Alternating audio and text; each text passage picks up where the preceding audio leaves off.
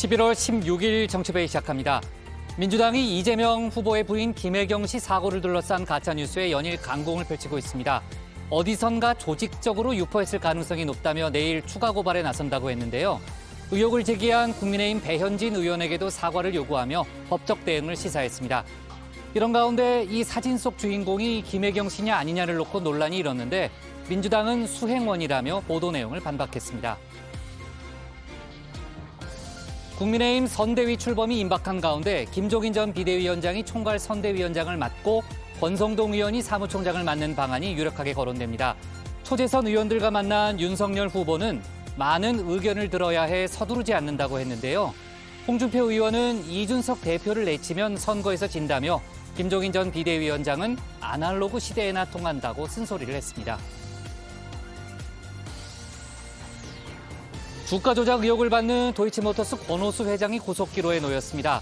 권 회장 구속 여부에 따라 윤석열 후보 부인 김건희 씨 수사도 영향을 받을 텐데요. 김 씨는 주가 조작 과정에서 돈을 대는 전주 역할을 했다는 의혹을 받고 있죠. 오늘 권 회장은 김건희 씨를 아느냐는 질문에 아무 답도 하지 않았습니다. 오늘 준비한 소식 많습니다. 들어가서 본격적으로 정치부의 예문을 열겠습니다.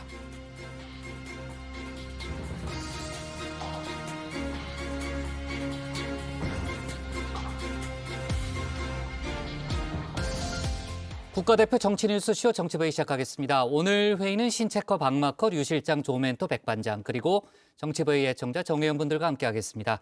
속보 실시간으로 반영하면서 열어놓고 회의를 진행하겠고요. 신체커는 준비되는 대로 나가서 발제 준비하면 되고요.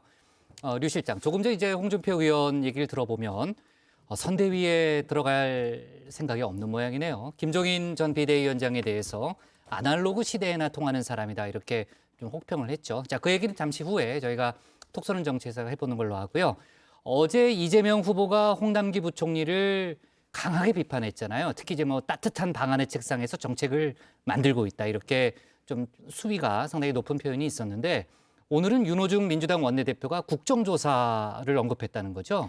그렇습니다. 윤호중 원내대표는 올해 세수 초과액이 정부가 예상했던 것보다 19조 원이나 많은 50조로 보인다면서 정부가 더 많이 거친 세금을 의도적으로 과소추계했다면 국정조사 사안이라고 비판을 했습니다. 19조 원을 활용해서 이 방역지원금, 지역화폐, 또 손실보상 등을 할 수 있다라는 건데요. 기재부는 이 통계 잘못에 반드시 책임을 져야 한다면서 수장인 홍남기 부총리를 겨냥했습니다. 네, 그렇지 않아도 이제 전 국민 방역 지원금을 놓고 여당과 재정 당국의 줄다리가 이어져 왔는데 지금 이제 국정조사 이제 거론까지 됐기 때문에 아무래도 이제 당정 간 마찰이 더 커질 가능성이 있어 보이네요. 자, 좋습니다. 이따가 자세히 좀 얘기해 보고요. 신혜원의 뉴스픽 5부터 오늘의 정치부회의 출발하겠습니다.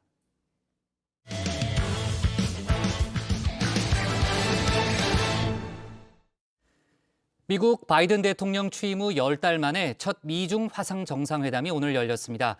3시간 넘는 회담 동안 두 정상은 G2의 공존을 강조하면서도 갈등 현안에 대해선 팽팽한 신경전을 벌였죠. 또 도이치모터스 주가 조작 의혹 관련해 권오수 회장의 구속 여부가 오늘 밤 늦게 결정될 전망인데요. 이 소식까지 신체커가 정리해봤습니다. 네, JTBC의 가장 빠른 저녁 종합 뉴스, 다정의 문을 여는 뉴스픽 5입니다. 자, 오늘 준비한 픽은요. 미중 가드레일 필요, 도이치 회장 구속기로, 서울중환자실 꽉 찼다, 털린 내정보 찾기, 문전박대 받기를 이렇게 꼽았습니다.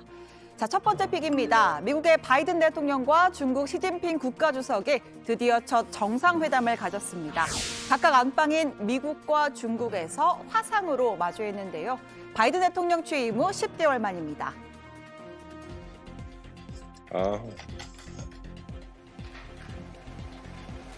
Good to see you, Mr. President. Next time, I hope we get to do it face to face like we used to when we travel through China. 总统先生你好，今天是我们第一次以视频的方式会晤，当然这个不如直接面对面，但也很不错看到老朋友感到很高兴。 네, 눈치채셨는지 모르겠습니다. 바이든 대통령은 중국인들이 가장 좋아하는 색깔인 이 빨간색 넥타이를, 그리고 시진핑 주석은 미국의 민주당을 상징하는 파란색 넥타이를 맸죠. 세계가 주목하는 만남인 만큼 치밀한 배려를 느끼게 하는 대목입니다. It seems to me our responsibility as leaders of China and the United States to ensure that the competition between our countries does not veer into conflict, whether intended or unintended. And it seems to me we need to establish some common sense guardrails. 中美应该相互尊重、和平共处、合作共赢。 상식의 가드레일 그리고 윈윈 협력. 전 세계에 큰 영향력을 미치는 두 나라의 수장으로서 극단적 갈등은 피하고 협력하자는 데 뜻을 모은 겁니다. 그런데 이처럼 싱거운 대화만 하다 끝낼 수는 없었겠죠. 두 정상이 할 말은 하겠다라는 의지를 내비치면서 모니터 너머 팽팽한 긴장감도 흘렀습니다. To be clear and honest where we disagree and work together where interests intersect, especially on vital global issues like climate change. 既办好我们各自国内的事儿，又承担起应尽的国际责任，共同推进人类和平与发展的崇高事业。 이 회담에 앞서 백악관은 무역부터 대만 문제까지 미중 간 갈등 현안에 대한 미국의 입장을 직접 전달할 것이다 예고했습니다.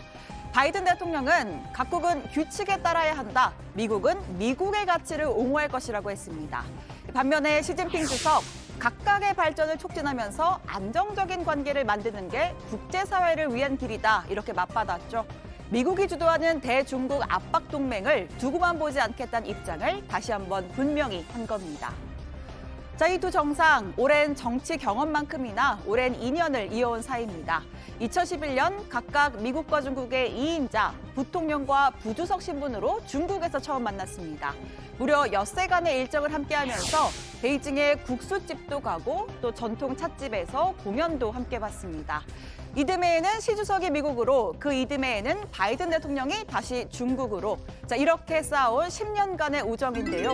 공교롭게도 두 사람이 1인자로 등극한 현 시점에선 빛이 바랜 상황입니다.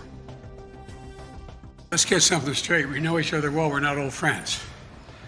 It's just pure business. 네, 비즈니스 관계라는 표현이 나왔죠. 두 정상의 첫 회담은 무려 194분간이나 진행됐습니다. 미중 갈등이 최고조인 상황에서 과연 공존 가능한 결론, 접점을 찾아냈을까요? 이 중국의 관영 매체의 CCTV는 바이든 대통령이 미국은 하나의 중국 정책을 일관되게 시행해왔다. 대만 독립을 지지하지 않으며 대만 해협의 평화를 추구한다고 말했다라고 했습니다. 또 시진핑 주석은 미중이 제로섬 게임을 해선 안 된다고 말했다라고 보도했습니다. 한마디로 미국이 대만 문제에 대한 중국의 입장에 전적으로 동의했다라는 설명인데요. 백악관의 방점은 조금 달랐습니다. 바이든 대통령은 하나의 중국 약속을 확인했지만 대만의 현상 변경엔 반대한다는 내용과 함께 중국의 인권 문제를 제기하고 동일한 통행 규칙을 따라야 한다는 점을 강조했다. 이렇게 설명했습니다. 자, 오늘의 두 번째 픽으로 가보겠습니다. 두 번째 픽은 도이치 회장 구속 기로입니다. 도이치모터스 주가 조작 사건을 주도한 몸통 혐의를 받고 있죠. 권오수 회장이 구속 갈림길에 섰습니다. 오늘 오전 영장 실질 심사에 출석했는데요. 오늘 영장 심사 받겠는데 주가 조작 혐의 인정하십니까? 그래서 오늘 심사 때는 어떻게 소명하실 거예요? 주가 조작 지시한 적 없다는 입장 맞으세요? 혹시 김건희 씨하고는 좀 알고 지내시는 사이입니까? 김건희 씨 전주로 거론되는데 모르겠어요? 네, 권오수 회장은 주가 조작 혐의를 인정하냐, 김건희 씨와 알고 지내는 관계냐 이렇게 쏟아지는 질문에 묵묵부답으로 일관한 채 법정으로 향했습니다.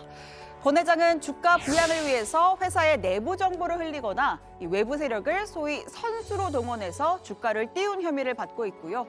이 선수 역할을 한 증권 투자업계 관계자 3명은 이미 재판에 넘겨진 상태입니다. 이 권 회장의 구속 여부는 오늘 밤 늦게 결정이 될 것으로 보입니다. 이 검찰은 국민의힘 윤석열 후보의 부인 김건희 씨가 도이치모터스 주가 조작 과정에 돈을 대는 이른바 전주 역할을 했다는 고발장을 접수해 수사 중인데요. 권 회장의 구속 여부에 따라 김건희 씨의 첫 소환 시점도 결정될 것으로 예상됩니다. 민주당은 김건희 씨는 단순 전주가 아니다, 주가 조작의 공범이다라는 주장을 펴고 있죠. 작업을 지휘한 사람이 바로 두창섬유 이모 전 대표이사라는 것입니다. 김건희 씨가 미리 장외 매수해놓은 도이치모터스 주식 24만 8천 주, 이것도 바로 두창섬유가 배정받아 보유한 주식 물량이었습니다. 자, 그러니까 김건희 씨에게 미리 주식을 양도한 사람이 주가 조작 의혹의 몸통이라면 김 씨도 처음부터 이를 알았거나 가담했을 정황이 크다는 주장입니다. 앞서 국민의힘 윤석열 후보는 전문가 출신이란 말에 주식을 맡겼다가 도리어 손해만 봤다. 이후에 이 씨와의 관계를 끊었다. 이렇게 설명했습니다. 2010년에 제가 결혼하기 전에 이 양반이 골드만삭스 출신이라고 해서 이 양반한테 좀 위탁 관리를 좀 맡기면은 좀 괜찮을 것이다. 한 4달 정도 맡겼는데 손실이 났고요. 그 도이치모터스만 한 것이 아니고 한 10여 가지의 주식을 전부 했는데 손실을 봐서 저희 집사람은 거기서 안 되겠다 해서 돈을 빼고 그 사람하고는 절연을 했습니다. 네, 검찰의 대장동 의혹 수사도 짧게 짚어보겠습니다. 의혹의 핵심 인물 화천대유의 대주주 김만배 씨 조사가 영 수월치 않은 상황입니다. 이미 구속이 된 상태지만 건강상의 이유를 들어서 소환을 불응하고 있는데요. 구속기한은 오는 22일까지로 딱 엿새 남았습니다.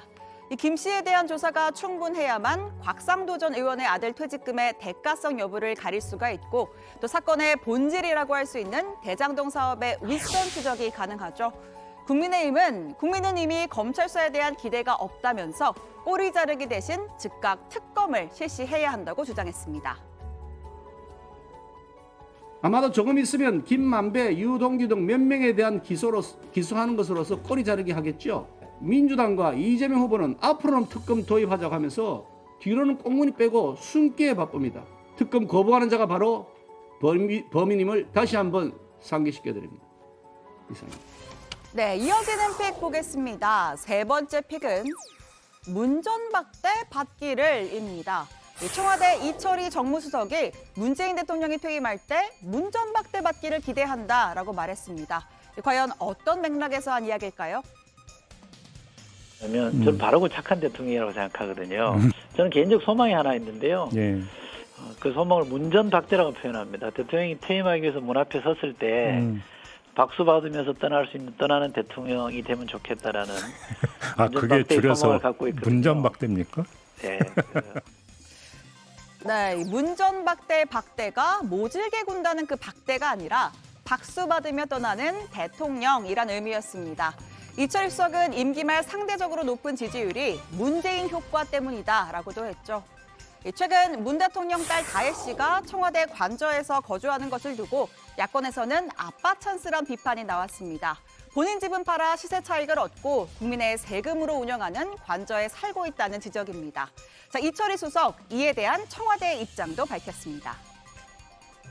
대통령이 평상심을 가지고 조금 더 밝고 유쾌한 분위기에서 일할 수 있게 하는 조건이라 그러면 전 충분히 양해할 수 있는 사안이고 위법한 거라든지 뭔가 불편함을 끼치는 게 아니라고 하면 보호해 주는 게 저는 맞다고 생각하는데 과도하게 개입하고 있다고 생각합니다.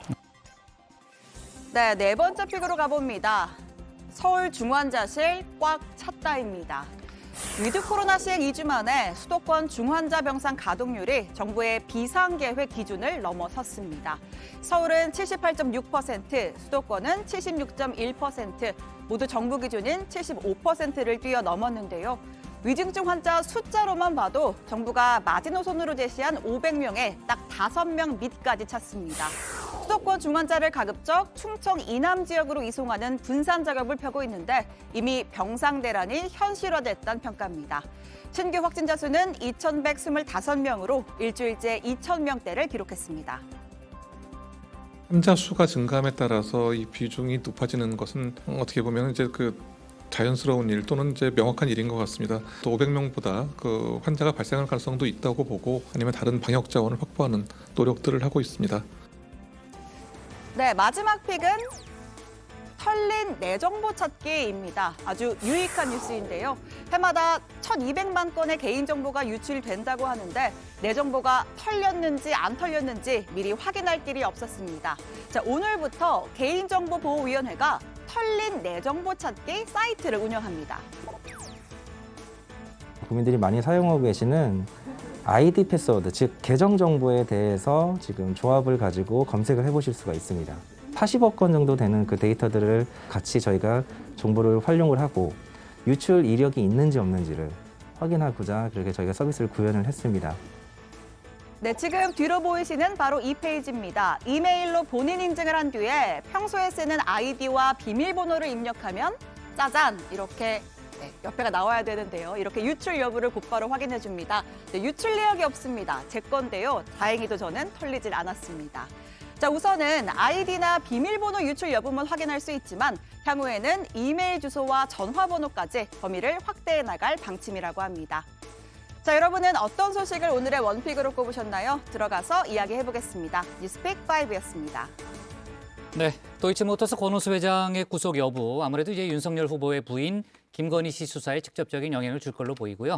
자, 뉴스를 반영해 가면서 저희가 회의를 진행할 텐데 몇 가지 이제 속보 들어온 걸 좀 정리하고 가겠습니다. 일단 그 민주당에서 이제 기자회견을 조금 전에 열었는데 김건희 씨 관련해서 여러 의혹에 대한 성역 없는 수사를 촉구한다 이렇게 주장을 했고요. 논문 경력 주가 조작 의혹 이렇게 조작 3관왕 등극을 앞두고 있다 이렇게 얘기를 하면서 김건희 씨에 대한 즉각적인 소환 조사가 이루어져야 한다는 그런 주장을 민주당 의원들이 했습니다. 자, 그리고 앞서 검찰이 잠적했던 핵심 인물이죠. 그 주가 조작 선수로 지목됐던 이정필 씨를 검거했다는 그런 속보가 오늘 나왔고요. 지금 이제 바로 구속 수감이 됐습니다. 이정필 씨는 김건희 씨 계좌를 직접 관리한 그런 인물로도 좀 알려져 있기 때문에 그 여러 가지 정황상 아무래도 이제 검찰의 수사가 김건희 씨 바로 앞까지 와 있는 것만은 분명해 보입니다. 자, 권오수 회장 그 구속 여부 저희가 이제 관련 속보는 들어오는 대로 저희가 반영을 하면서 회의를 진행하겠고요. 자, 미중 정상회담 얘기부터 해볼게요. 오늘 3시간 넘게 회담이 이루어졌는데 조멘토 화기애애하면서도 할 말은 하는 그런 분위기였죠. 예, 그렇습니다. 좀 화면이 좀 나갈 텐데요. 두 정상이 화면 너머로 서로 이렇게 손을 흔들면서 인사를 했는데요. 그리고 나서 약 2분 정도씩 인사말을 했는데 모두 양국의 국제적 책임에 대해 언급을 했습니다. 바이든 대통령은 이번 회담의 목표가 두 나라 간 경쟁이 충돌로 바뀌지 않도록 하는 것이라면서 상식의 가드레일이 필요하다고 강조를 했고요. 시진핑 주석도 세계 1, 2위의 경제대국이자 유엔 안보리 상임이사국으로서 미국과 중국이 국제적인 책임을 다해야 한다 이렇게 말했습니다. 네, 그리고 이어진 공개 모두 발언에서부터 뼈 있는 대화가 오갔습니다. 바이든 대통령은 신장 위구르 지역과 대만 또 홍콩의 민주주의 문제 등 중국이 민감해하는 인권 문제를 제기할 것이라고 했습니다.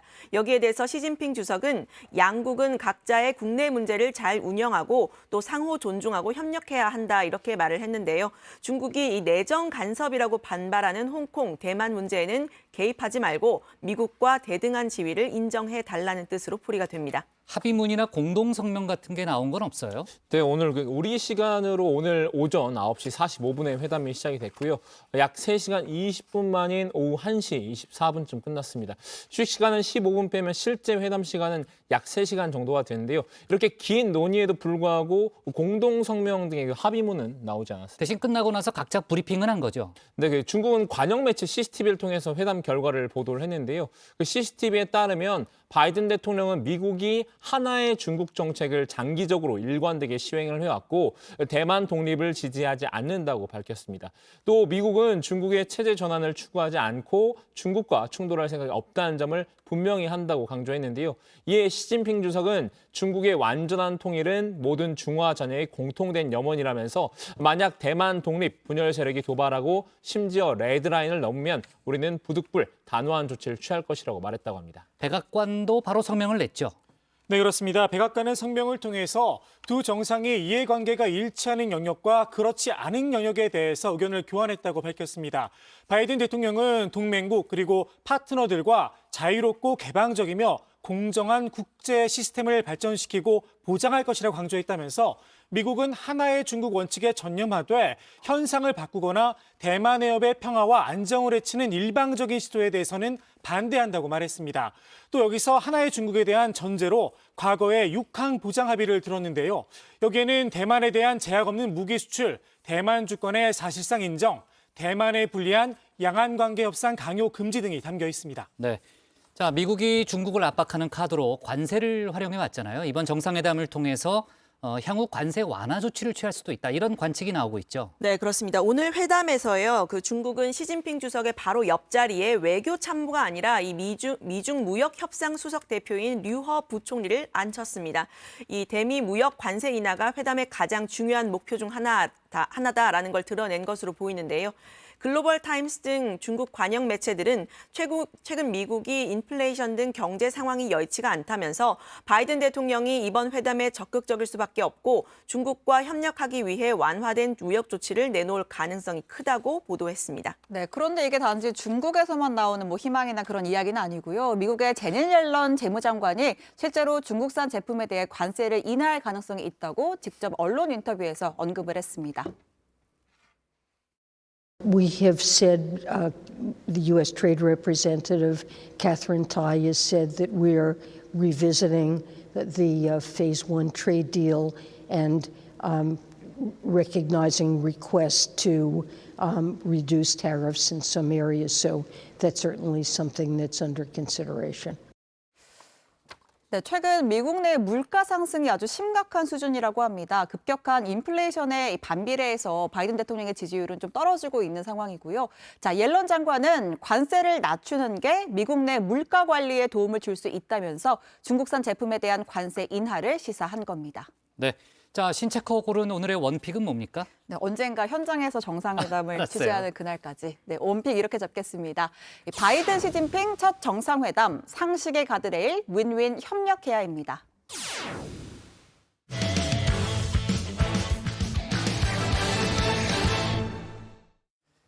민주당 이재명 후보가 연일 경제 청년 정책을 내놓으며 바쁜 행보를 보이고 있죠. 그런데 이 후보를 뒷받침해야 할 선대위에 대해서는 비효율적이란 지적이 나왔습니다. 이 후보 측은 부인 김혜경 씨 루머와 관련해서 적극적으로 해명하고 있는데 이 소식도 류정아 상황실장이 짚어봤습니다.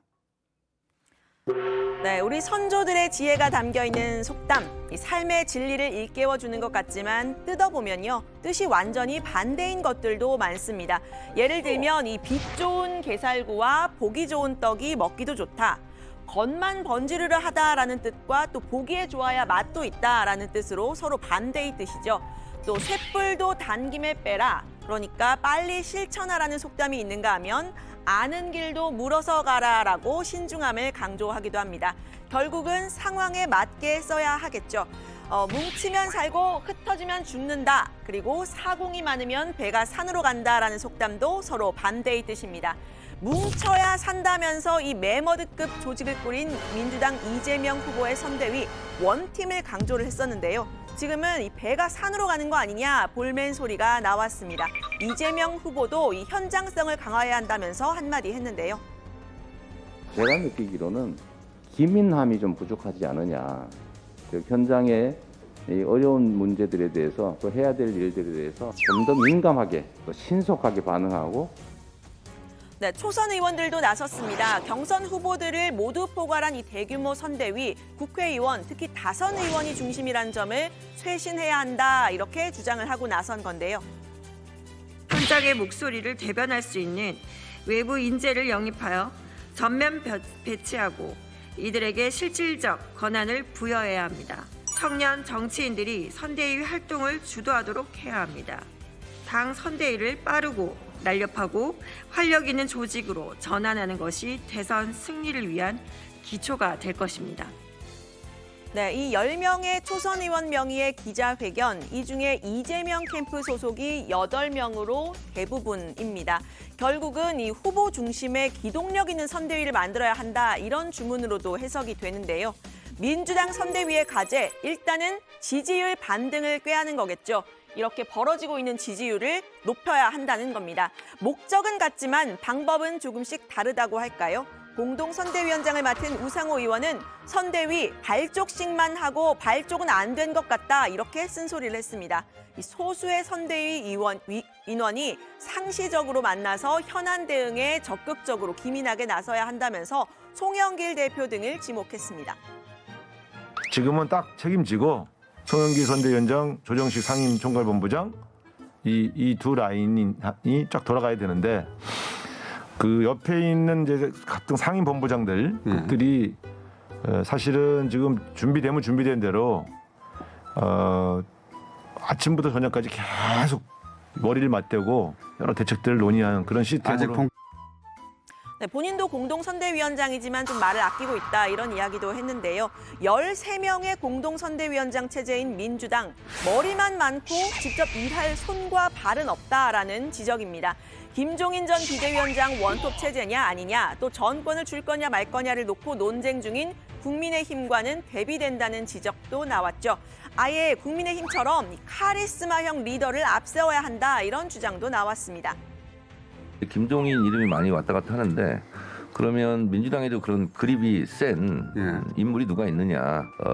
이모 전 대표가 아니겠느냐? 지금 상태로는 본인이 어떤 출전할 명분이라든가 이런 게 조금 덜 성숙돼 있기 때문에 이해찬 전 대표 어떤 모양으로든 이렇게 합류하게 될 것이다. 네네. 네, 마침 내일은 이 여권의 책사로 불리는 양정철 전 민주연구원장이 국회를 찾는다고 하는데요. 민주당 의원 20여 명이 참석한 비공개 토론회에 참석을 한다고 합니다. 이해찬 전 대표와 양정철 전 원장, 지난 대선 승리에 기여를 했던 사람들이죠. 이번에는 어떤 역할을 맡을지에 관심이 쏠렸는데 지금까지는 두 사람 모두 이 이재명 후보에게 비공식적으로 조언을 해온 것으로 알려집니다. 정치권에서 이 한 발짝 떨어진 위치에 있었다고 할까요? 만약에 이 전 대표가 돌아온다면 이 야권 대선에 관여할 가능성 높은 김종인 전 비대위원장과의 악연 다시 부각될 듯도 한데요. 5년 전 총선에서는 이 김 전 비대위원장이 이 전 대표를 공천에서 아예 배제를 했었습니다. 이해찬 의원은 어떤 이유 때문에 공천에서 배제된 거예요? 그런 이유를 갖다가 나한테 물어보지 말아요. 정무적 판단을 갖다가 어떻게 내가 언론에도 내고서 그 얘기를 해요. 네, 당내에서는 이 전 대표의 도움을 구할 때는 아직 아니다. 뭐 이런 의견도 나오는데요. 결국은 후보가 결정할 몫이라는 이야기도 나옵니다. 네, 민주당 선대위에서 공을 들이고 있는 부분, 이 후보의 부인 김혜경 씨 관련 루머에 대한 해명입니다. 119 구급차 사진과 119 신고 음성, 그리고 직접 통화를 하는 모습까지 공개를 하면서 해명을 공들여서 하다 보니 오히려 더 기사가 많이 나고 사람들의 궁금증을 유발한다, 이런 해석도 나왔는데요. 야권에서입니다. 그냥 일상적으로 그냥 그 사고 난 걸로 그냥 넘어가면 되는 일인데 뭐 이렇게 좀 의욕적이 좀 부담스러운 게 있는지 그렇게 부스럼 만들고 그 다음에는 또 그걸 또 방어하느라고 캠프가 또 총 출동하고 이러는 바람에 그게 기사가 돼가지고 이재명 후보가 메타버스 탄다고 지방관계 다 덮여버렸어요. 네, 이번에는 부인 김 씨의 외출 사진을 공개한다는 보도가 나왔는데요. 사진을 보시면 이 검은 망토에 선글라스, 모자에 마스크까지 쓴 모습입니다. 영화 스타워즈에 보면 이 캐릭터 다스베이더와 좀 닮았다는 이야기까지 나왔는데요. 이 보면 누군지 알아보기는 좀 어려워 보이기는 한데 만약에 옆에 있다면 누군지 좀 알아보고 싶게 만드는, 오히려 관심을 끄는 그런 차림이라고 할까요? 어제 김 씨는 이마를 꿰매는 수술을 했다고 하니까 이런 차림이 좀 일견 이해가 되는 점도 있는데, 그런데 선대위에서는 뜻밖의 해명을 내놨습니다. 이 사람이 김혜경 씨가 아니라는 겁니다. 이 사진 속의 인물이 김혜경 여사님이 아니라는 말씀이신 거죠? 예, 그 사진은 명백하게 후보 배우자가 아닙니다. 수행원 중에 한 사람이고요.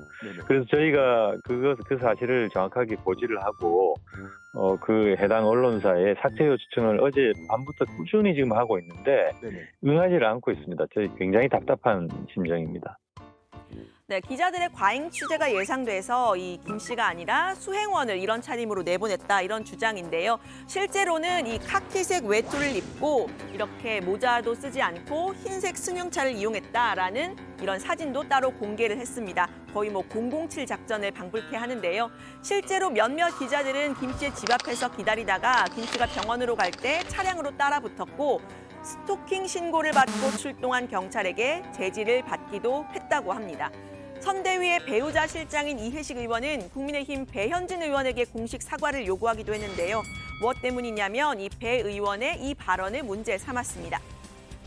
산책을 하다가라고 했을 경우 외부에 대기하고 있던 경찰 인력이 몰랐다면은 이것은 소중한 대선 후보를 경호하는 경찰력의 대단한 결함이자 문제가 아닐 수 없고, 이후에 119 구급대가 후보와 후보 부인을 이송하는 과정에서도 경찰이 경호 인력이 그것을 전혀 몰랐다 함은 국민들의 평이한 시각에서는 납득되지 않는 단추일 겁니다. 굳이 앞뒤가 맞지 않는 얘기를 하는 이유가 있는 것은 아닌지. 네, 그러니까 이 산책 얘기는 바로 잡았는데 배 의원이 계속 의혹을 증폭하고 있다 이런 얘기고요. 이 의원은 배 의원을 의혹을 부풀려서 불법 선거운동을 선동하는 배후 조종자다라고도 했습니다. 의도가 있는 주장을 계속 펴고 있다면서 공식적으로 사과를 하지 않으면 법적 대응도 하겠다고 했습니다. 이 후보 측은 이제 해명이 개운치 않다 이렇게 이 후보 측을 비판하고 나선 진중권 전 교수와도 각을 세우고 있는데요. 사실 이번 대선에 이 여야 후보 둘 다 배우자 리스크가 있다 이런 이야기가 나왔었죠. 이 후보의 아내 김 씨는 앞서 해경군 김 씨로 송사에 휘말린 적이 있고요. 윤 후보의 아내 김건희 씨는 줄리 의혹과 논문 표절 의혹이 불거졌습니다. 민주당이 이 배우자 실장이라는 직함을 만들면서 김혜경 씨의 역할을 강조를 한 건 상대적으로 경쟁력이 있어서가 아니냐 이런 이야기도 나왔었는데요. 지금은 오히려 이 여야 간의 논쟁과 공방의 불씨가 되고 있는 모습입니다. 총출동하고 이러는 바람에 그게 기사가 돼가지고 이재명 후보 그러니까 접근을 잘하셔야 돼요. 참아 버릴 수 없어서 솔직하게 있는 그대로 해야지. 애틋한 거죠. 과장하려고 하면 안 되고 칭찬받아야 하면 되죠. 일고 하면 그렇게 안 놔도 돼요. 부인이 정치인님 말씀처럼 좋은 분인지 몰라도 그런 식으로 접근하면은 오히려 남편 뒷다리 잡는 것밖에 안 됩니다. 네, 여야 후보의 배우자의 역할 그리고 언제 공식 석상에 등장할지 관심사인데요. 김혜경 씨는 부상 때문에 당분간은 나타나지 않을 듯하지만 앞서 선대위 출범식에는 참석을 했었습니다. 민주당 이재명 후보는 오늘 청년들과 기후위기 대응 간담회를 했는데요. 미래 세대를 겨냥한 2030 청년 행보 이어가고 있습니다. 들어가서 더 이야기를 해보겠습니다. 오늘 발제는 이렇게 정리합니다. 이재명 매머드 선대위, 구원 투수는 이해찬, 김혜경 씨 공방 가열. 네. 자, 민주당 이재명 후보의 오늘 행보부터 좀 짚어보면요. 청년 기후 활동가들을 만났다는 거죠. 네, 그렇습니다. 2030 미래 세대를 겨냥한 행보입니다. 어제 e스포츠 장려, 청년 구직자들과의 면접 비용 지원 등의 공약에 이어서 오늘은 기후 위기를 주제로 간담회에 참석했습니다. 이재명 후보는 에너지의 방식을 바꿔야 한다라면서 이 출범식 때부터 밝혔던 에너지 고속도로 신재생에너지 산업 재편을 강조했는데요. 화석 원료와 탄소 발전을 줄여야 한다고도 했습니다. 들어보시죠.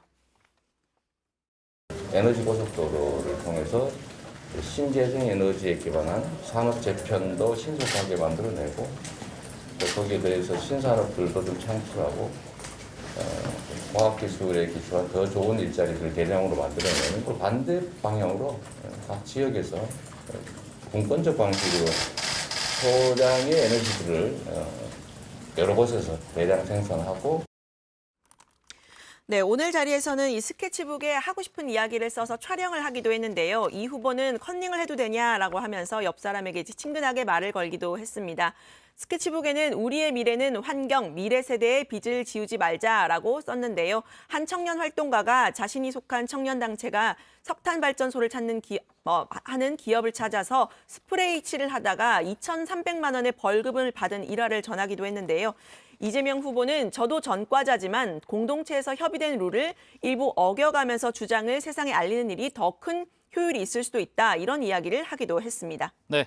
자, 지금 이제 이재명, 윤석열 후보가 세제 개편 또 부동산 문제 등을 놓고 논쟁을 벌이고 있잖아요. 윤석열 후보가 낸 종부세 재검토 주장에 대해서 민주당이 강하게 비판하고 나섰죠. 네, 그렇습니다. 윤 후보가 서울 서초구의 고급 아파트에 살고 있다면서 셀프 감세를 공약한 거냐 이렇게 날을 세웠는데요.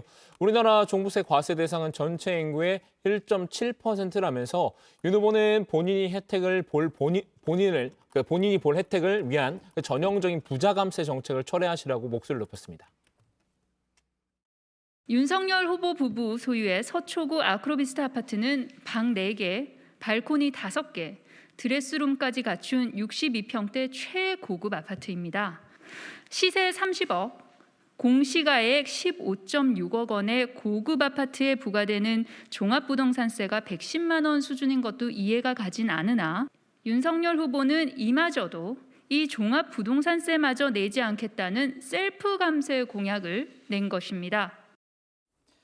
이재명 후보 측은 의혹 제기나 비판에 대해서 정면 대응하는 기조를 유지하고 있잖아요. 진중권 전 교수에 대해서도 선관위에 문제 제기를 했다는 거죠, 조 멘토. 네, 그렇습니다. 선관위는 진 전 교수가 이재명 후보 측을 비판한 페이스북 내용을 인용한 기사들에 대해서 주의와 공정보도 협조 요청 등의 조치를 했습니다. 이 조치는 이 후보 측의 이의 신청에 따른 건데요. 최근 진 전 교수는 부인 김희경 씨 관련 대응에 대해서도 강하게 비판을 해왔습니다. 이 후보 측은 선관위에 이의 신청을 하면서 진 전 교수를 보수 논객 진중권이라고 칭했는데요. 이준석 대표는 이제 보수 논객이 된 진중권 교수에게 다들 위로를 보내달라 꼬집기도 했습니다. 네. 자, 그리고요. 이재명 후보를 소시오패스에 빗댔던 원희룡 전 지사의 부인 강윤영 씨가 경찰 조사를 받고 있다는 거죠? 받기로 했다는 건가요? 네, 받기로 이제 어제부터 이제 수사를 시작했다고 하고요. 정신과 전문의이기도 한 이 강윤영 씨는 앞서 유튜브에서 이재명 후보를 겨냥해서 정신과적으로 보면 소시오패스, 반사회적 경향을 띠고 있다 이런 발언을 했었죠. 이 후보 측에서는 인신공격이다 이렇게 사과를 요구를 했는데 원 전 지사는 아내의 발언을 전적으로 지지한다면서 사과를 거부를 했었습니다. 친여 성향의 한 시민단체가 강 씨를 직접 고발을 하면서 서울경찰청이 어제부터 수사를 시작했는데요. 허위사실 유포와 공직선거법 위반 혐의 등입니다. 네. 자, 대장동 의혹 관련 특검을 놓고서요.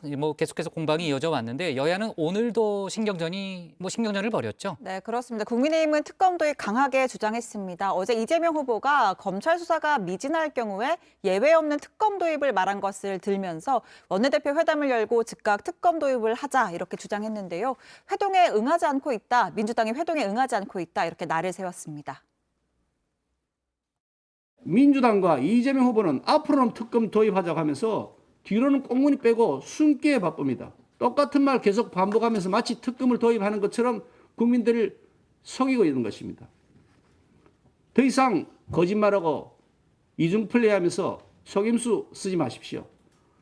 우리 당이 제안했던 특검 도입을 위한 여야 원내대표 회담, 오늘이라도 즉각 실시해서 특검 도입해야 합니다.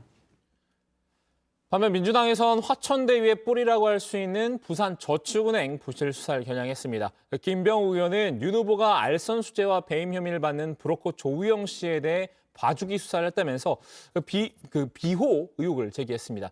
지금 검찰이 대장동 관련 수사의 칼이 무딘 건 윤 후보의 눈치를 보인 것 아니냐고 했습니다. 검찰 출신 야당 대선 후보와 야권 인사들이 대거 연루돼 수사에 부담을 가질 수는 있지만 비리와 범죄의 구조 자체는 그리 복잡하지 않습니다. 불법 도박장 수사 구조와 유사한 것 같습니다. 돈의 흐름을 추적해 돈을 만진 사람들을 조사하고 불법으로 돈을 먹은 사람들을 잡으면 됩니다.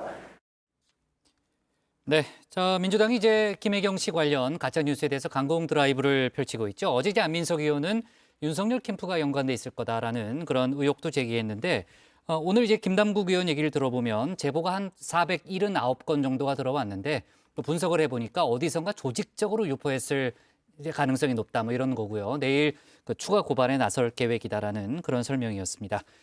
자, 오늘 발제 이렇게 정리하겠습니다. 이재명 매머드 선대위, 구원 투수는 이해찬, 김혜경 씨 공방 가열로 제목을 잡겠습니다.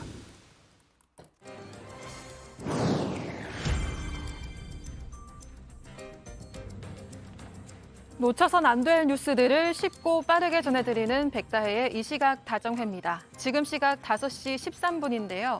이 시각 다정회 소식들 먼저 키워드로 살펴보겠습니다.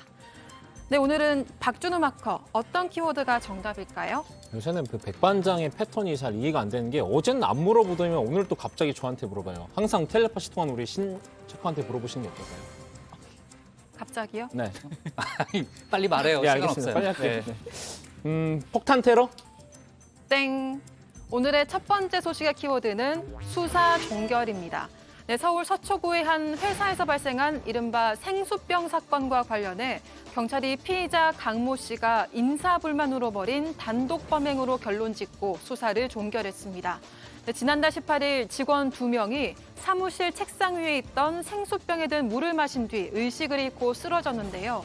이로 인해 직원 1명이 숨지기도 했습니다.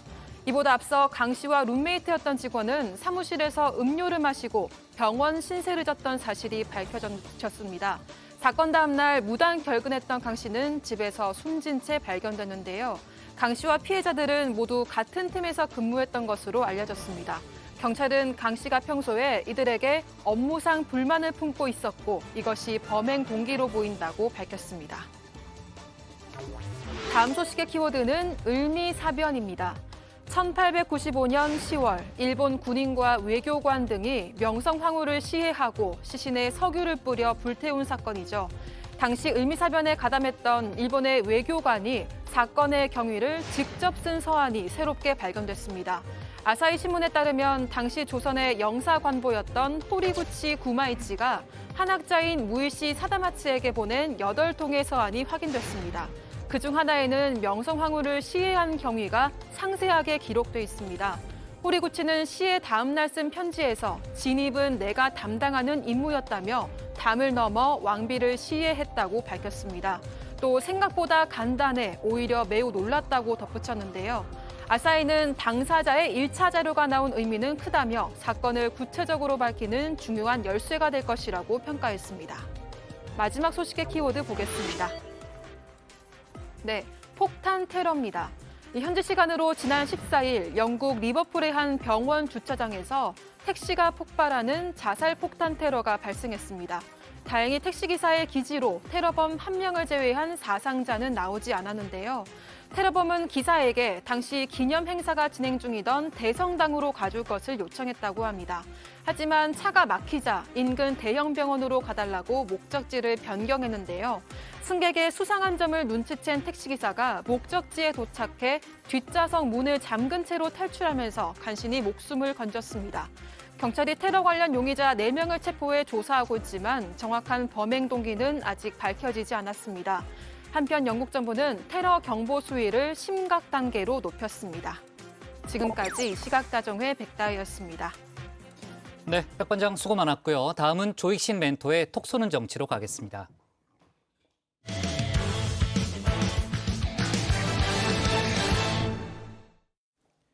선대위 구성과 사무총장 교체 문제를 놓고 불협화음이 이어졌죠. 국민의힘 윤석열 후보와 이준석 대표가 짜장면 회동을 갖고 갈등을 봉합했습니다. 김종인 전 비대위원장을 선대위 원톱으로 세우고 사무총장은 교체하는 걸로 가닥을 잡았다는 후문인데요. 홍준표 의원은 김 전 위원장은 아날로그 시대나 어울린다고 혹평했습니다. 관련 내용을 조익신 멘토가 정리했습니다.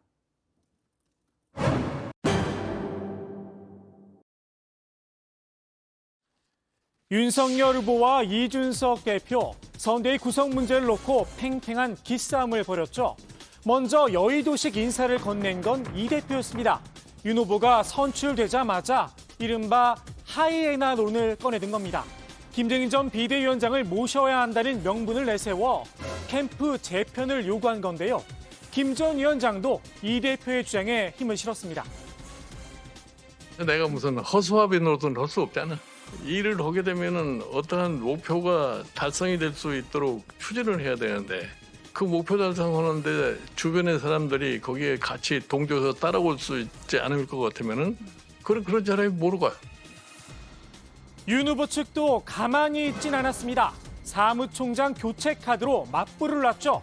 이 사무총장, 당의 돈줄을 쥐고 조직을 관리하는 자리입니다. 더욱이 내년 대선 뒤엔 지방선거도 예정돼 있는데요. 공천권에도 영향을 끼칠 수 있습니다. 당장 이런 해석이 따라 붙었습니다. 윤석열 후보 쪽의 사람이 되는 겁니다. 당을 장악하고 이준석 대표의 사람을 제거해 가는 과정인 거죠. 한마디로 말하자면. 이준석 대표 기분 좋을 리가 없죠. 한마디로 이 대표가 허수아비로 전락할 수 있다는 건데요. 이 대표도 기분이 썩 좋지는 않았나 봅니다. 입을 꾹 닫은 채 불편한 심기를 고스란히 드러냈습니다. 공개 발언이 없습니다. 네. 윤 후보도 어제 최고위에 불참을 했죠. 두 사람의 갈등 상황이 심상치 않은 게 아니냐 질문이 쏟아졌는데요. 잘 진행되고 있으니까 걱정도 안 하셔도 됩니다. 이럴 때 필요한 게 바로 대화죠. 윤 후보가 이 대표에게 긴급 회동을 제안했는데요. 일단 갈등 상황은 봉합된 듯 싶습니다. 어제 오늘간의 상황은 다시는 재현되지 않을 그런 상황이다 이렇게 말씀드리겠습니다. 이 대표는 불화설을 불식시키려는 듯 윤 후보와 함께 짜장면을 먹는 사진도 SNS에 올렸는데요. 열심히 짜장을 비비는 윤 후보의 모습이 눈에 띕니다. 벌써 후보로 선출된 지 열흘이 넘었죠. 짜장도 소스를 섞을 때를 놓쳐버리면 굳어져 먹기 어려워지기 마련입니다. 두 사람이 머리를 맞댄 결과 서로 하나씩 양보한 모양새인데요. 일단 갈등의 표면적인 이유였던 사무총장은 교체하기로 했습니다. 권성동 후보 비서실장이 내정됐다는 후문입니다. 대신 선대위는 김종인 전 비대위원장에게 사실상 전권을 부여하기로 의견 일치를 본 듯 싶습니다. 어제 윤 후보가 직접 모시고 싶다는 뜻을 밝히기도 했죠. 그동안에 쌓아오셨던 이런 경륜으로 저희들을 또 잘 좀 지도해 주시고 잘 이끌어 주시기를. 그런 계기가 되면 뭐 도와줄 수도 있고 그런 거죠. 뭐가 짜여지면은 그때 가서 내가 판단하는 거지. 구체적인 조직안도 흘러나왔는데요. 총괄 선대위원장 원톱 체제 아래 공동 선대위원장과 분야별 선대본부장을 두는 방식이라고 합니다. 권성동 비서실장은 90% 정도 선대위 조직안을 완성해 놓은 상태라고 밝히기도 했는데요. 윤 후보와 이 대표 사이에 논의의 물꼬가 트이면서 속도를 내는 모습입니다. 큰 무리 없이 이번 주말까지 선대위를 발족할 수 있을 것으로 기대하고 있습니다. 선대위 구성과 사무총장 교체 문제, 일단 봉합이 되긴 했지만 윤 후보와 이 대표가 한마디로 기싸움을 벌인 건데요. 그 중심엔 당무 우선권 문제가 걸려 있다는 분석도 나오고 있죠. 당무 우선권이 윤석열한테 갔는데도 지가 막 설치고 날치고 뭐 이러고 있지 않습니까? 말도 안 되는, 가당치도 않은, 어디다 감히 이런 짓을 합니까? 자꾸 주변에서 이제 소위 하이에나들이 그런 말을 하는 것인데, 저는 뭐 후보랑 제가 그런 상황, 그런 표현을 써가면서까지 서로 대화를 나눈 적은 없습니다. 하이에나보다는 여의도 척키로 알려져 있죠. 네, 그래요. 제가 캠프에 뭐 있는 하이에나가 아니라서. 김재원 최고위원은 기싸움 자체가 말이 안 된다는 입장이긴 합니다. 후보가 비상대권을 갖는 건 당연한 일이라며 전례가 없다는 겁니다. 과거에 우리 당이 이회창 총재 이후에 이명박 대통령 후보를 선출했을 때나 박근혜 대통령 후보를 선출했을 때나 홍준표 대통령 후보를 선출했을 때 이 당무 우선권에 대해서 어느 누구도 이 문제에 대해서 논란을 벌인 적이 없어요. 비상대권을 진 윤 후보의 결정에 물음표를 달고 있는 또 한 사람이 있죠. 바로 이재호 고문입니다. 김정인 전 비대위원장에게 정권을 주어선 안 된다고 주장했었는데요. 이번엔 새드 엔딩을 예고했습니다. 그분이 킴을 만들었다고 하는 사람과 좋게 헤어진 적이 없잖아요. 결말이. 끝까지 같이 간 적도 없잖아요. 그러면서 윤석열 후보 킹메이커를 한다 하더라도 언제 어떤 방식으로 불안하게 또 불편하게 헤어질지도 모르잖아요. 어제 김 전 위원장의 출판 기념회 대선 출정식을 방불케 할 정도로 성황을 이뤘죠. 거기 모인 사람들도 파리떼냐 나를 세우기도 했습니다. 어제 김종인 출판 기념회에 간 사람들을 딴 사람이 거기에 간 사람들 다 파리떼고 김종인이가 뭐 한 자리 할 것 같으니까 얼굴 도장 찍으러 간 파리떼고 파리 사냥꾼들이고 하이네다 이렇게 이야기하면 김종인 씨가 기분이 좋겠어요. 민주당에서도 김 전 위원장의 선대위 합류를 은근히 비꼬았는데요. 이재명 대 윤석열 대결이잖아요. 이게 선대위원장 대결입니까? 그냥 이재명 대 윤석열 대결에서 불리하다고 판단하는 건 아닌가 국민의힘이. 후보의 실력과 능력에 대해서 부족하다고 생각하니까 김종인 위원장을 모셔와야지만 그것이 극복된다고 판단하는 건 아닌지 좀 되묻고 싶습니다. 앞서 김 전 위원장을 대원이 대감에 빗대기도 했었죠.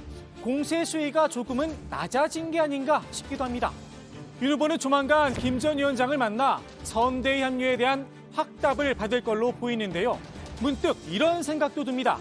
국민의당 안철수 후보와 단일화 여부, 물론 안 후보는 완주 의사를 강하게 밝히고 있습니다만 이번 대선의 주요 변수 가운데 하나로 꼽히고 있죠.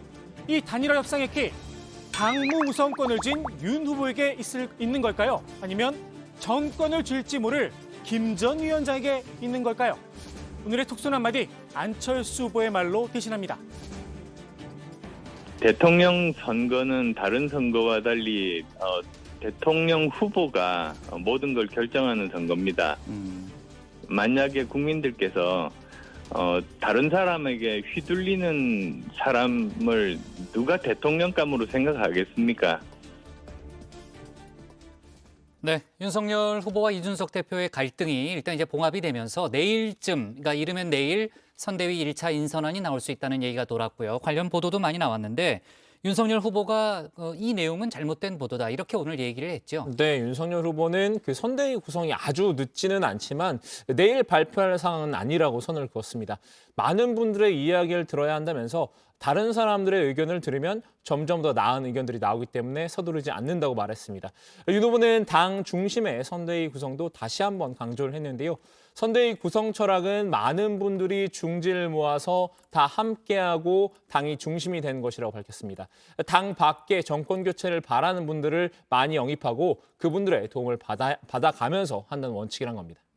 김종인 전 위원장은 중진들이 대거 참여하는 이른바 메모드급 선대위에는 반대한다는 그런 입장인 것으로 알려져 있잖아요. 다만 이제 윤 후보의 생각은 좀 달라 보입니다. 그렇기 때문에 여전히 이제 신경전이 있다는 얘기가 나오고 있고요. 두 사람이 이 문제를 이제 최종적으로 어떻게 조율할지가 상당히 중요한 과제인데 원래 오늘 두 사람이 만날 수 있다는 그런 보도도 있었잖아요. 네, 그렇습니다. 오늘 이제 윤석열 후보가 김종인 전 비대위원장을 만나서 이 총괄 선대위원장직을 수락을 받아낼 거다 이런 관측이 나왔고 보도가 나왔는데요. 윤 후보는 그건 사실이 아니라고 선을 그었습니다. 조금 기다려달라고 했는데요. 선대위 인선에 김 전 위원장의 의사가 반영이 됐느냐라는 질문에는 원래 인사라고 하는 건 발표되기 전까지는 언급하는 게 아니고 또 어떤 경위로 이뤄졌는지 언급하는 것이 아니다. 이렇게 말을 아꼈습니다. 권성동 후보 비서실장이 그 후보로 내정됐다는 이야기에 대해서도 확정된 건 아니다. 이렇게 말을 했고요. 사무총장 후보죠. 그렇죠. 네네. 사무총장 후보로 이제 했으면 그렇고요. 부장 잘 듣고 계셨군요. 잘 듣고 있죠, 그러면. 네, 감사합니다. 뭘 빼먹고 얘기하는 것 같아가지고. 예. 네, 그래요. 확정이 됐으면 이제 발표를 하지 않았겠느냐 이렇게 반문을 하기도 했습니다. 공식적으로는 이 발표 전까지는 인사에 대해서 함구를 하겠다는 뜻으로 읽힙니다. 저는 아주 꼼꼼하게 들어요. 잘 안 듣는 사람이 박마커예요. 다른 박마커는- 사람 얘기 잘 안 듣더라고요. 박마커는 말도 하기 싫어하는 것 같던데 자리를 그래요? 계속 둬야 되는지 알았습니다. 한번. 네. 자, 왜 이렇게 좋아해요? 자, 윤 후보가 원팀에 방점을 둔 그런 행보를 오늘 보였는데 당내 인사들을 잇따라 만났다는 거죠? 네, 윤석열 후보가 이 원희룡 전 제주지사 그리고 나경원 전 의원, 당내 초재선 의원들과 연이어서 회동을 했습니다. 홍준표 의원과 유승민 전 의원과도 만날 계획이 있다고 했는데요. 윤 후보는 만나고 싶은데 제가 적극적으로 나서면 불편을 드릴 것 같아서 댁에 찾아뵙거나 하지는 못했다. 그분들이 조금 더 쉬시려고 하는 것 같다. 그래서 조만간 찾아뵐 생각이다. 이렇게 말했습니다. 네, 김종인 전 비대위원장이 어제 출판 기념회를 했고요. 그 이후에 이제 기자들한테 몇 마디를 했습니다. 선대위 구성과 관련해서 오늘도 몇 가지 입장을 밝힌 게 있죠. 네, 그렇습니다. 김종인 전 비대위원장은 지금도 윤 후보 주변에 몰린 사람들이 순전히 자기 입장에서 이러니 저러니 이야기를 하고 다니는 것 같은데 아무 의미가 없는 상태라면서 이제는 윤 후보와 내가 둘이서 이야기하고 논의해야 하는 단계다라고 말했습니다. 윤 후보가 산전수전을 다 겪어봤으니 사람에 대한 판단을 생각 없이 간단하게 하진 않을 것이라면서도 어떤 의미에선 순진한 면이 있는 사람 같기도 하다라고 지적하기도 했는데요. 박근혜 씨를 소환해 비교하기도 했습니다. 당선됐을 때 그 과정을 보면 별의별 사람들이 다 몰리고 온갖 소리가 나왔지만 선거까지는 흔들리지 않고 뚝심 있게 밀고 갔다는 겁니다. 네. 자, 선대위 인선과 관련해서 아무래도 이제 김종인 전 위원장이 윤석열 후보와 담판을 지을 부분이 있다. 이런 뜻으로도 이제 조멘토가 얘기한 부분이 읽혀지는데 이준석 대표가 오늘 기자들한테 밝힌 내용을 보면요. 내일 윤석열 후보를 만나서 선대위 주요 보직들에 대해서 상의를 한다는 거죠. 결론도 네. 뭐 어느 정도 내릴 거고요. 네, 그렇습니다. 제가 국장 말씀은 잘 주의 깊게 듣고 있습니다. 네, 이준석 대표는 내일 윤석열 후보와 선대위 주요 보직을 상의할 예정이라면서 그 이후에 안 된 걸 가지고 김종인 전 비대위원장과 최종적으로 상의할 수 있을 것 같다고 밝혔습니다. 이 대표도 앞서 윤 후보와 마찬가지로 내일 선대위 출범은 어렵다고 말했는데요. 다만 최대한 많은 의견을 듣고 있고 윤 후보와 당내 인사에 대한 이견은 적다고 강조했습니다. 앞서 윤 후보가 나경원 전 의원에게 공동 선대위원장직을 제안했다 이런 보도도 있었는데요. 이 대표는 어제 선대위원장과 관련해서 윤 후보의 생각을 잘 전해들었다면서 이 역시 김종인 전 위원장과 잘 조정해서 최종 선대위안을 내도록 하겠다고 말했습니다. 네, 이 대표는 사무총장 인선을 둘러싼 갈등에 대해서도 입을 열었습니다. 어제 윤석열 후보와 사무총장 하나만 두고 다룬 건 아니다. 전체적으로 어떻게 선대위를 설계를 할 것인지 큰 공감대를 이뤄서 여러 이견을 조정할 수 있었다고 밝혔습니다. 사무총장 문제를 포함해서 내일 최종 논의를 거칠 것이라고 했는데요. 권성동 이 후보 비서실장의 사무총장 내정설에 대해서는 이 대표 역시 윤 후보와 마찬가지로 확정적으로 발표할 수 있는 사안은 아니다라고 말을 아꼈습니다. 네. 일단 윤석열 후보는 지금까지 나온 확정됐다고 보도된 사안들은 다 거짓말이다 이렇게 얘기는 했지만 일단 이제 권성동 사무총장 가능성은 현재로선 상당히 높다는 게 이제 그 국민의힘 내부의 설명이고요. 아까 이제 얘기했던 대로 이제 나경원 전 의원을 공동선대위원장으로 지킬 것인가 이런 문제들은 저희가 이후에 속보를 좀 챙겨봐야 될 것 같고요. 자, 사무총장 교체 문제를 놓고 윤석열 후보와 이준석 대표가 갈등하는 모습을 보였죠. 짜장면 회동으로 일부 이제 갈등이 봉합됐다 이런 얘기도 있습니다만 그 일부 당원들 사이에서는 이준석 대표를 탄핵해야 한다 이런 목소리도 있었고요. 또 당원 게시판이 시끌시끌하기도 했는데 오늘 홍준표 의원이 관련한 입장을 밝힌 게 있죠. 네, 홍준표 의원이 최근에 이 청년의 꿈이라는 플랫폼을 새롭게 만들었습니다. 이 청년들과 직접 소통하는 코너 청문 홍답에 관련 질문이 올라왔는데요. 홍준표 의원은 이준석 탄핵하면 안 된다. 이준석 내치면 대선은 진다라면서 반대의 뜻을 분명히 밝혔습니다. 당대표와 대선 후보로서는 어땠느냐라는 질문에는 영특하고 사리분명한 청년이라고도 했는데요. 반면에 이 대표가 모시고 싶어하는 김종인 전 비대위원장에 대해서는 박한 평가를 내놨습니다. 김 전 위원장은 아날로그 시대에나 통하는 분이다 이렇게 평가절하했고요. 정권 교체를 위해서 윤석열 후보를 미는 게 맞느냐라는 질문도 있었는데 그에 대해서는 대답 불가 이렇게 짧은 답변을 달았습니다. 네, 김종인 전 비대위원장도 그동안 홍준표 의원에 대해서 약간 좀 깎아내리는 듯한 그런 발언이 많았는데 홍준표 의원 또한 이제 아날로그 시대나 통할 사람이다 이렇게 좀 강하게 비판을 했고요. 아무래도 홍준표 의원이 직접 선대위에 들어갈 생각은 현재로선 없어 보이는데 또 정치는 생물이니까 저희가 또 이후의 상황도 지켜봐야죠. 자, 오늘의 톡쏘는 정치 이렇게 정리하겠습니다. 윤석열, 이준석 짜장면 회동 갈등 봉합, 권성동 사무총장 가닥, 선대위 출범 속도로 제목을 잡겠습니다. 다음은 박준우 마커의 주민입니다.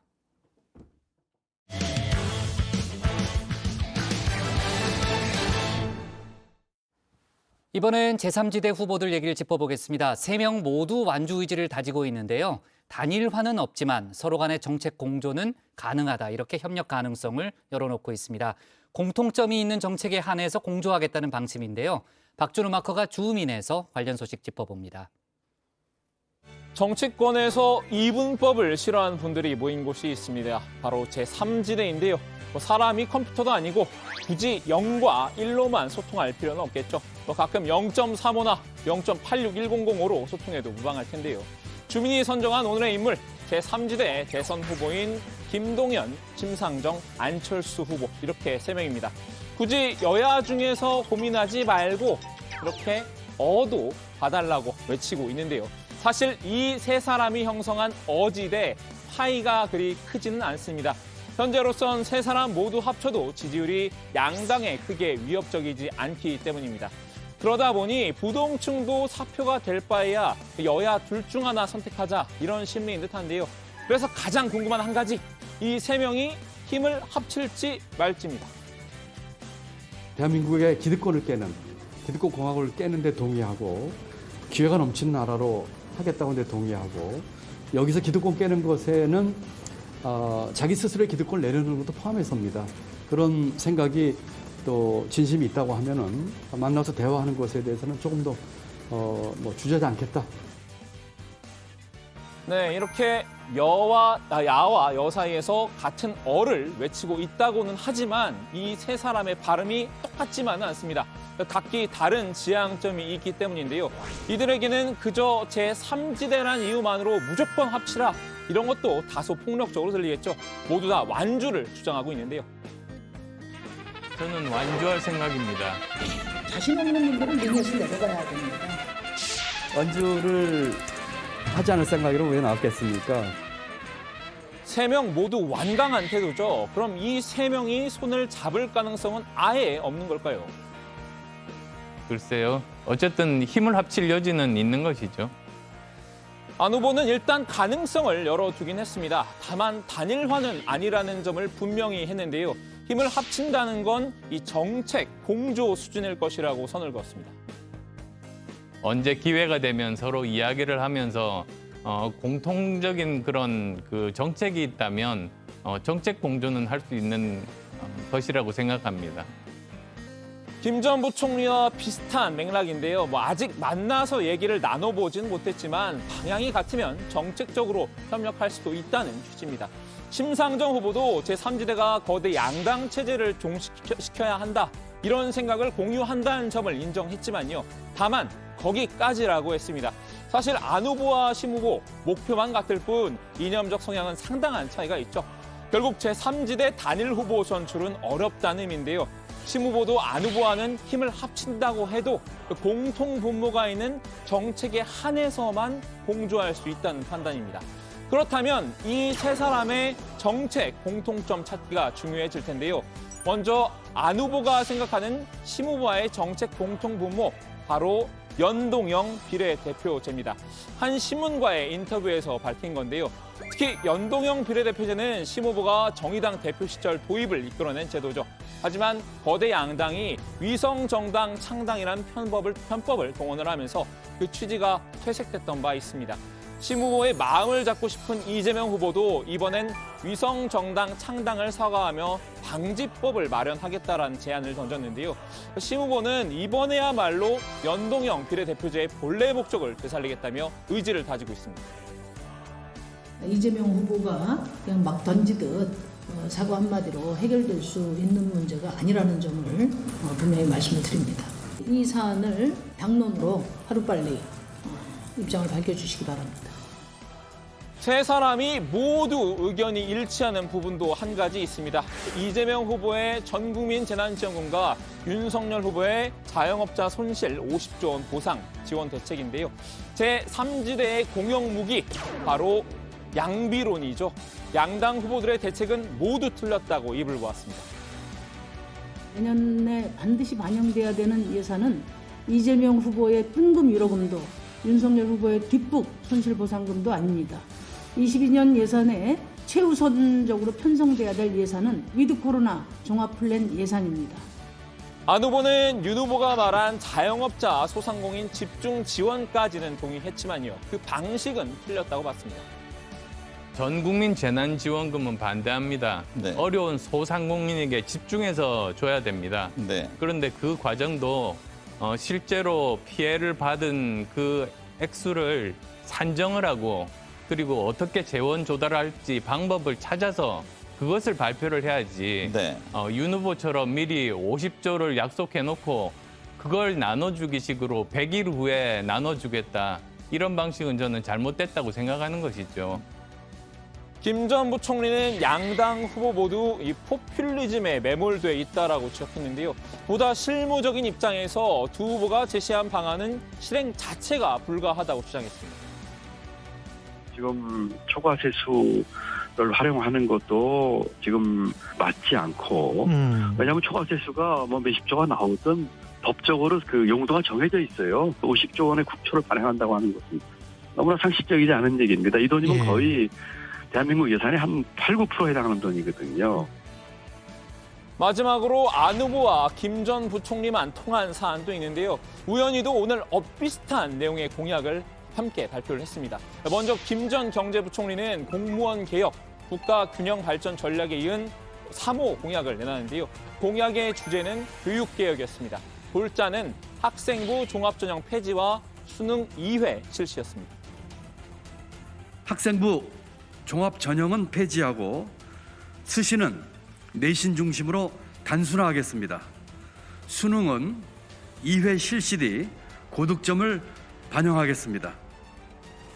이보다 앞서 비슷한 생각을 밝혔던 분이 계시죠. 입학 사정관제와 수시 전형을 점진적으로 폐지하고 수능 중심의 대학 입시를 추진하겠습니다. 연 2회 수능 성적으로 대학생을 선발하고 국민의힘 홍준표 의원입니다. 다만 김 전 부총리의 경우 홍 의원과 차이가 있다면 수능은 점차 자격 시험화하겠다라는 방침입니다. 의도한 건지 모르겠지만 안 후보도 오늘 닮은 꼴 공약을 공개했습니다. 평소 과학기술을 중시한 만큼 공약 발표는 이 메타버스 공간에서 진행이 됐는데요. 가상 공간에 기자회견장을 만들어 놓고 기자들을 초대해 비대면으로 진행하는 방식이었습니다. 저도 짬을 내서 직접 한번 참여를 해봤는데요. 진짜 기자회견장처럼 이렇게 연단도 마련돼 있고 기자석도 이렇게 쭉 배치돼 있습니다. 이렇게 뒤에 카메라도 다 설치가 돼 있고요. 아바타를 생성해서 가상 기자회견장에서 기다리고 있으니까 곧 안 후보가 등장해서 직접 공약을 발표하더군요. 공약 발표를 위해서 저희들은 메타버스가 아니고 메타버스에서 이렇게 또 만나 뵙게 됐습니다. 뭐 화상회의랑 RPG 게임을 섞어 놓은 듯한 느낌이었는데요. 그래픽이 좀 아쉽긴 했지만 가상 공간이 구체적으로 시각화돼 있다는 점이 인상적이었습니다. 사설이 좀 길었는데요. 아무튼 안 후보 메타버스에서 동정에 초점을 맞춘 청년 공약을 내놨습니다. 교육개혁과 관련된 내용이 줄을 이뤘는데요. 들어보시죠.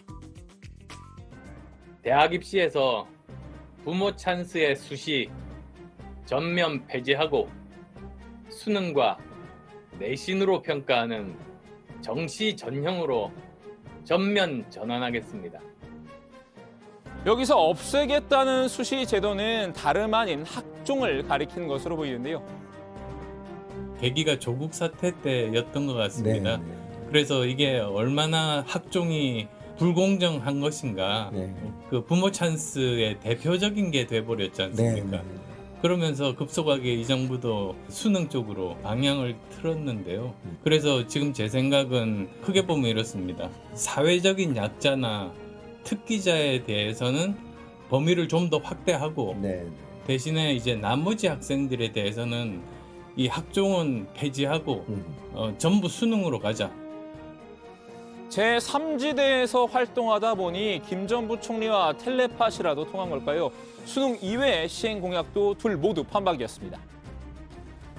또한 수험생들의 기회를 보장하기 위해서 연 2회 수능 시험을 시행해서 좋은 점수를 전형에 반영하게 하겠습니다. 자, 오늘은 이렇게 색깔은 달라도 활동 무대는 같은 세 사람의 소식을 살펴봤는데요. 이번엔 공통점 위주로 살펴봤지만 다음에는 서로 엇갈리는 지점도 소개해드리겠습니다. 오늘 주민 한마디 정리합니다. 단일화는 없어도 정책 공조는 있다. 제3지대의 공통점 찾기. 네, 앞서 이제 국회 상황실에서 이재명 후보의 부인 김혜경 씨 사진을 둘러싼 논란에 대해서 저희가 얘기를 했잖아요. 그 올블랙, 그 다스베이다를 연상시키는 그 사진의 주인공이 김혜경 씨다라는 이제 언론의 보도가 있었죠. 더 팩트라는 언론이 이제 보도를 한 건데 관련해서 이제 이재명 캠프에서 사실과 다르다고 얘기를 했고 실제 김혜경 씨 사진을 공개했잖아요. 앞서 이제 상황실에서 유 실장이 이제 소개했던 사진인데 더 팩트 측이 보도 내용이 맞다면서 이제 사진을 그동안 내리지 않아 왔는데 조금 전에 오보를 인정하면서 사진을 내렸다고 하네요. 네. 선대위에 속았다 뭐 이런 얘기를 좀 했다고 하고요. 자, 그 관련된 여러 가지 이제 보도를 보니까 이제 더 팩트가 그 차량 5대 또 기자 5명을 아마 김혜경 씨 취재에 투입한 모양인데 과잉 취재 논란은 뭐 한꺼번에 같이 이제 불거진 그런 상황이라고 합니다. 자, 안철수 대표 이제 공약을 오늘 이제 메타버스에서 발표했잖아요. 그러니까 그 박마커가 직접 들어가 봤다는 거죠? 네, 직접 들어가 봤는데 이 겟더타운이라는 이름의 그 메타버스에 폴리버스 캠프란 별도의 소통 공간을 만들었습니다. 안 후보 측에서 사전에 기자들에게 해당 공간에 접속할 수 있는 그 링크와 비밀번호를 보내줬고요. 오늘 오후 2시 반에 기자회견을 열었는데 저도 잠시 짬을 내서 접속해봤습니다. 뭐 보니까 지금 보시다시피 예전에 싸이월드 미니미 같은 그런 아바타를 만들어서 접속을 했고요. 기자회견장처럼 꾸며놓은 공간이 나왔는데 옛날 그 유명했던 그 바람의 나라라는 게임이 있는데 그런 수준의 그래픽이더라고요. 그 다음부터는 그 줌과 같은 영상회의랑 비슷하게 진행이 됐습니다. 네. 박마커 좀 여유가 있었나? 취재를 위해서 그랬던 거죠? 네. 제가 또 틈틈이 짬을 내서 원고를 쓰다가 그래요. 딱 네. 나왔습니다. 미안해요. 유 실장한테 말 시키려고 그래가지고 혹시 유 실장이 또 아니 한마디 그래서 할까 싶어서. 원고가 오늘 되게 늦었습니다. 그래요? 네. 안 후보가 여기서 발표한 그 공약 내용 다시 한번 정리해 볼까요, 유 실장? 네, 안 후보는 수시 폐지 그리고 사법시험 부활, 의학전문대학원 폐지 등 공정에 초점을 맞춘 청년 정책 공약을 내놨습니다. 안 후보는 수시를 폐지하고 정시는 일반 전형 80%와 특별 전형 20%로 변경을 하겠다면서 일반 전형은 수능 100% 전형과 수능 내신을 50%씩 반영하는 전형을 각각 50% 적용하도록 개혁하겠다 이렇게 공약을 했습니다. 특히 조국 전 법무부 장관 일가 입시 비리 사건을 겨냥한 공약들도 제시를 했는데요. 한번 들어보시죠. 내신 관리나 스펙 위조가 만약에 적발이 되면 해당 학생의 부모 그리고 관련자는 강력한 형사처분을 하겠습니다. 해당 학생은 재학 중일 경우 입학을 취소하고 졸업자는 즉시 졸업 취소 및 제적 조치하겠습니다.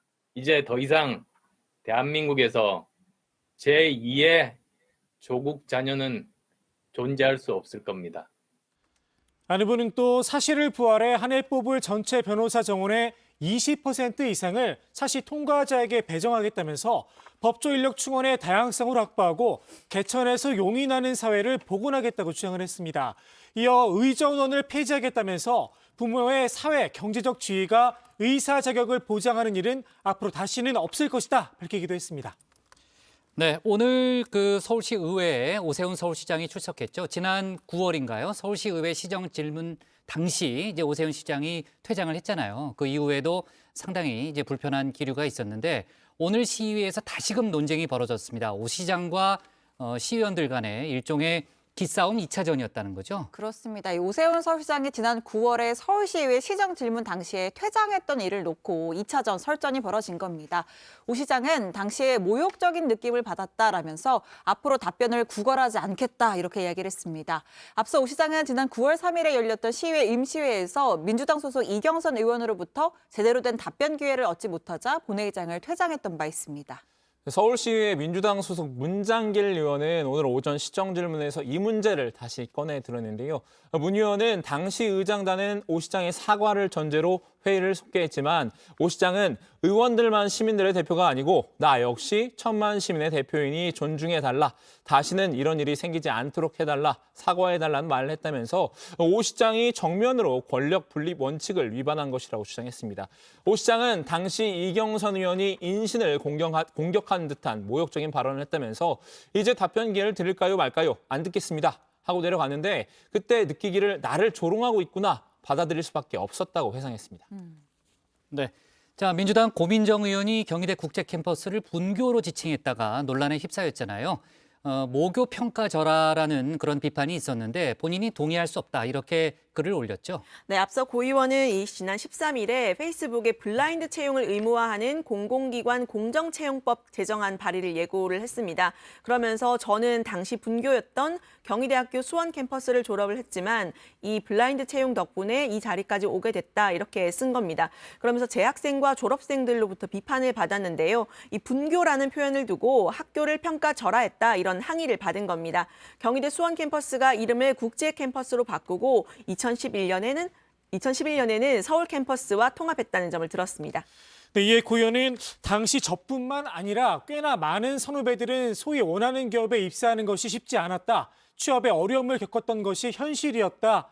그러면서 모교 평가 절하에는 동의할 수 없다는 반박글을 올렸습니다. 고 의원은 현재 경희대 국제 캠퍼스는 제가 다녔던 20년 전의 학교와는 다른 곳이다. 완전한 이원화가 돼 다른 종류의 학교인 것이 맞다. 대부분의 사람들은 재학생 및 졸업생들의 노력으로 현재 국제 캠퍼스가 어떤 곳인지 인지하고 있다면서 이 점을 알고 있기에 저 또한 당시라는 표현을 썼다 해명을 했습니다. 자, 그러면서 고 의원은 어제 오늘 쏟아지는 문자들을 보면서 대학 고리표가 얼마나 우리의 삶을 좌우하고 있는지 다시 한번 깨닫는다고 했습니다. 이미 20년 전 지나간 옛일을 얘기했음에도 분노하는 이유가 무엇일까 이렇게 반문하기도 했는데요. 또 제가 밖에 나가 있는 동안 경희대 국제캠퍼스 총학생회에서 다녀갔다는 얘기를 들었다. 이후에 면담 시간을 잡아도 좋다. 아니면 저를 직접 학생들 앞에 세우셔도 좋다. 질문에 답하겠다. 이렇게 글을 마무리했습니다. 네. 자, 어제 저희가 얘기했던 사안이지만요. 문재인 대통령이 야당 대선 후보들에게 축하난을 전달했잖아요. 이제 이철희 정무수석이 직접 돌면서 덕담도 하고 서로 이제 얘기를 주고받았는데 어제 윤석열, 안철수, 이제 김동연 후보를 만났고 조금 전에 이제 심상정 후보를 만났습니다. 관련한 속보를 좀 보면요. 이제 심상정 후보는 이재명 후보에 대해서 얘기를 했는데요. 이재명 후보가 당정 조율도 제대로 안 하고 전국민 재난지원금 같은 사안을 일방통행식으로 좀 하기 때문에 이제 문재인 대통령이 좀 곤란해지지 않았느냐라는 그런 얘기를 좀 했고요. 이제 이철희 수석은 앞으로 이제 정책 선거 역할을 좀 잘 해달라는 그런 얘기를 하면서 아무튼 자기가 잘 여러 가지 조율을 하겠다라는 그런 얘기도 했다고 합니다. 자, 좋습니다. 오늘 주민 제목 이렇게 정리하도록 하겠습니다. 제3지대 단일화는 없다지만 정책 공통 분모 찾기로 제목을 잡겠습니다.